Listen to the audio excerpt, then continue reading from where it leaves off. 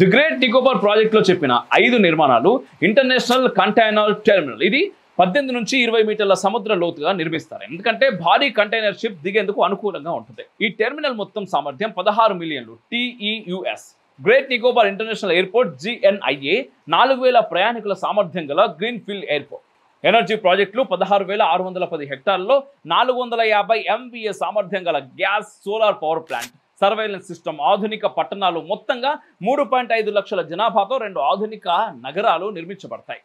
చూసారా, మోదీ చెప్పిన 2047 నాకు ఇక్కడే కళ్ళ ముందు కనిపిస్తా ఉన్నది. కానీ దేశాభివృద్ధికి, దేశ భద్రతకు ప్రాధాన్యత ఇస్తున్న ఈ ప్రాజెక్టును మన దురదృష్టవశాత్తు వ్యతిరేకించే వాళ్ళు కూడా చాలా మంది ఉన్నారు. మీకు తెలిసిందేగా ఎవరుంటారు ఇంకా? కాంగ్రెస్ పార్టీ, పర్యావరణవేత్తలు, NGOs, ప్రశాంత్ భూషణ్ వంటి వారు ఈ ప్రాజెక్టును వ్యతిరేకిస్తున్నారు. కారణం ఆదివాసుల హక్కులు, పర్యావరణ నష్టం.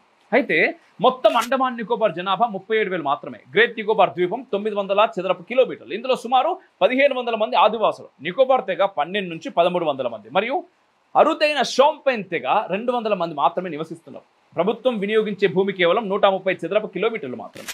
మిగతా భూభాగం